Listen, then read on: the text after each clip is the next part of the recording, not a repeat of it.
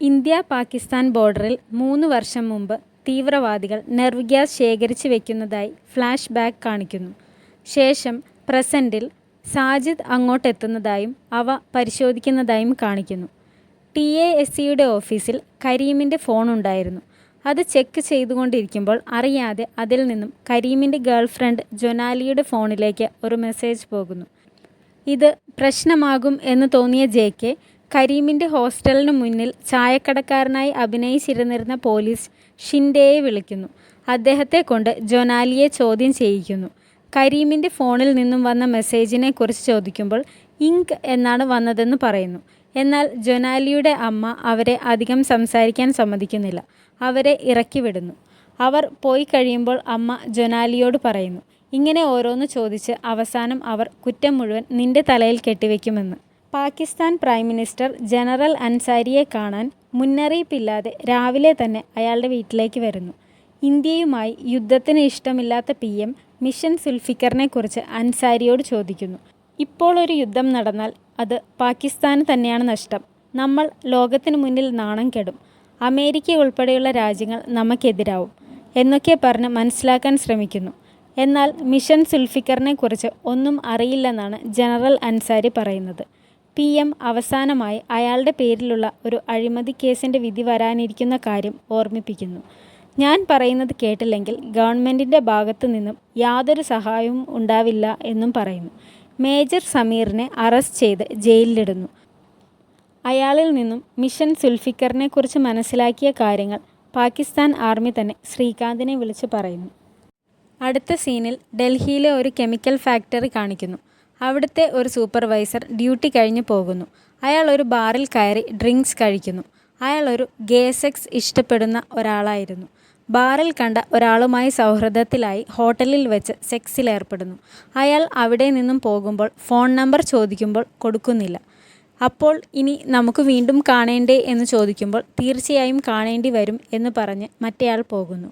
അയാൾ വീഡിയോ എടുത്തിരുന്നു. അത് ഹോട്ടലിന് പുറത്ത് വെയിറ്റ് ചെയ്ത് നിന്നിരുന്ന ഒരാൾക്ക് കൈമാറുന്നു.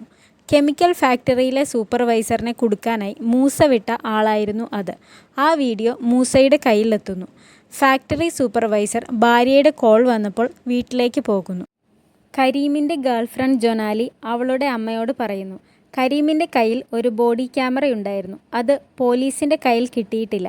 അത് കിട്ടിയാൽ കരീമിന് എന്ത് സംഭവിച്ചു എന്ന് മനസ്സിലാക്കാമെന്ന്.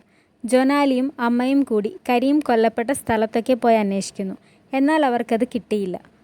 നെർവ് ഗ്യാസ് കാശ്മീരിലാണ് ഒളിപ്പിച്ചിരിക്കുന്നതെന്നും അത് അവിടെ നിന്നും ഡൽഹിയിലേക്ക് കൊണ്ടുപോകുന്ന ഡ്യൂട്ടി സാജിദിനെയാണ് ഏൽപ്പിച്ചിരിക്കുന്നതെന്നും അവർ ഇപ്പോൾ അത് കൊണ്ടുപോകുന്നു എന്നും പാകിസ്ഥാൻ ഗവൺമെൻറ്റിൽ നിന്ന് മനസ്സിലാക്കിയ ശ്രീകാന്തും സലോണിയും ടീംസും സാജിദിനെ ഫോളോ ചെയ്യുന്നു.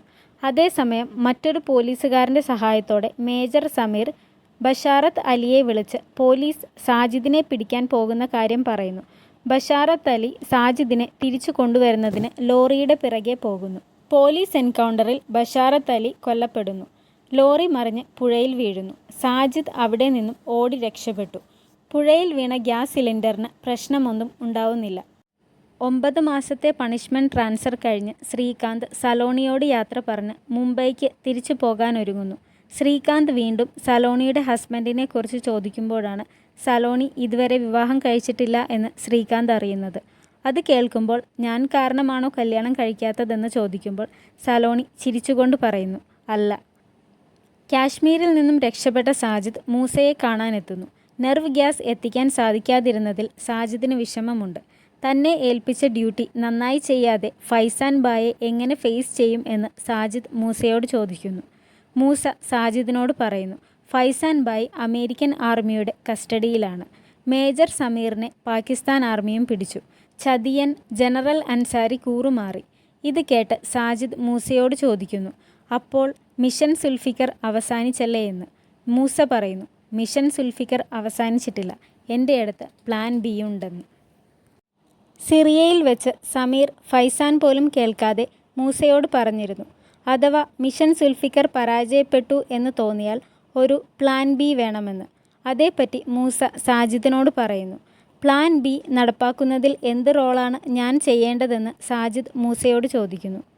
സുജി കാശ്മീരിലെ വിശേഷങ്ങൾ ചോദിക്കുമ്പോൾ അത് ഒരുപാട് പറയാനുണ്ട്. നമുക്ക് എവിടെയെങ്കിലും ഒരു ട്രിപ്പ് പോയിട്ട് സംസാരിക്കാം എന്ന് പറയുന്നു. എവിടെ എന്ന് ചോദിക്കുമ്പോൾ ശ്രീകാന്ത് പറയുന്നു ലോനാവാലയിലേക്ക് പോയാലോ എന്ന്. അത് കേൾക്കുമ്പോൾ സുജി ഒന്ന് ഞെട്ടുന്നുണ്ട്. സുജി അരവിന്ദിനൊപ്പം പോയ സ്ഥലമാണ് ലോനാവാല. ശ്രീകാന്ത് പറയുന്നു അത് വേണ്ടെങ്കിൽ മഹാബലേശ്വർ അല്ലെങ്കിൽ ഗോവ എന്ന്.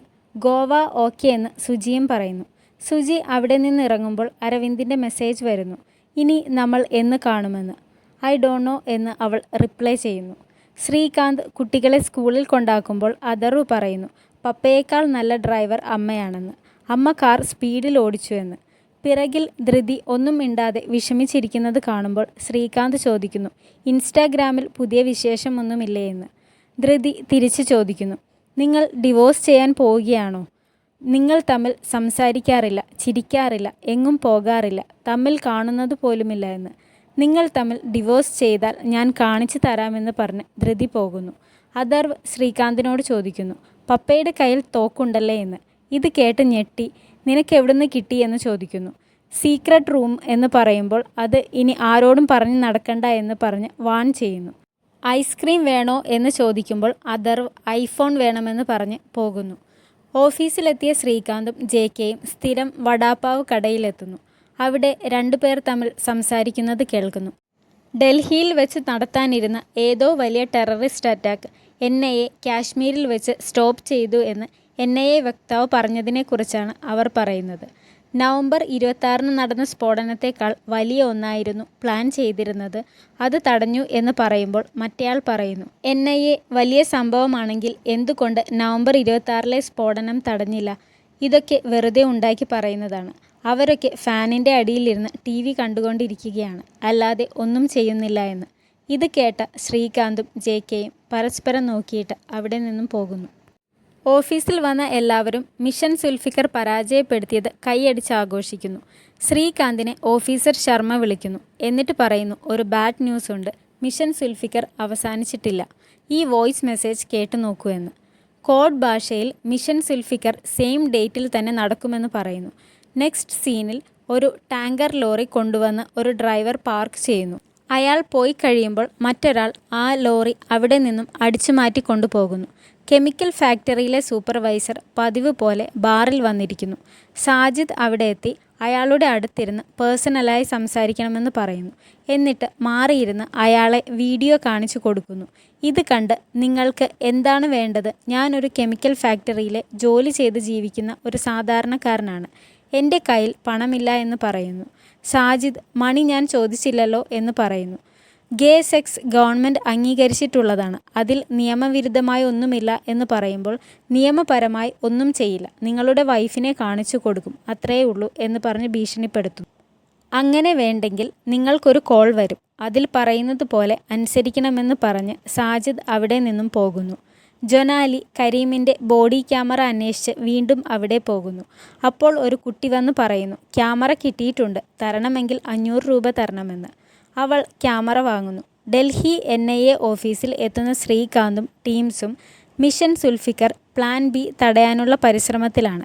ഡൽഹി പോലീസിനോട് സാജിദിൻ്റെയും മൂസയുടെയും ഫോട്ടോസ് സോഷ്യൽ മീഡിയയിൽ ഇടാൻ പറയുന്നു. 24 hours പോലീസ് പെട്രോളിങ്ങും ചെയ്യാൻ പറയുന്നു.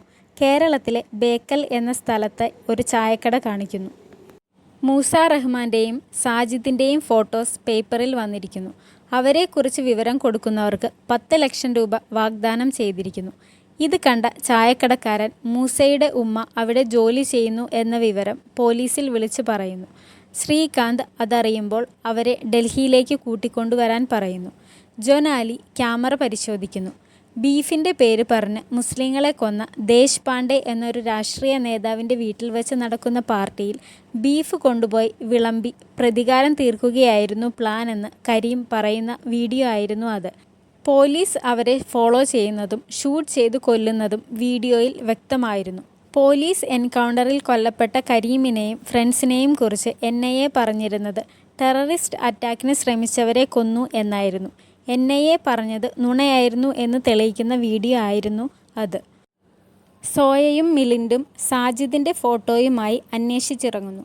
ബാറിൽ അന്വേഷിക്കുമ്പോൾ അയാൾ ഇവിടെ വന്നിരുന്നു എന്നും ബാറിലെ ഒരു സ്ഥിരം കസ്റ്റമറായ വൈഭവ് തെറാനിയുമായി സംസാരിച്ചിരുന്നു എന്നും അറിയുന്നു.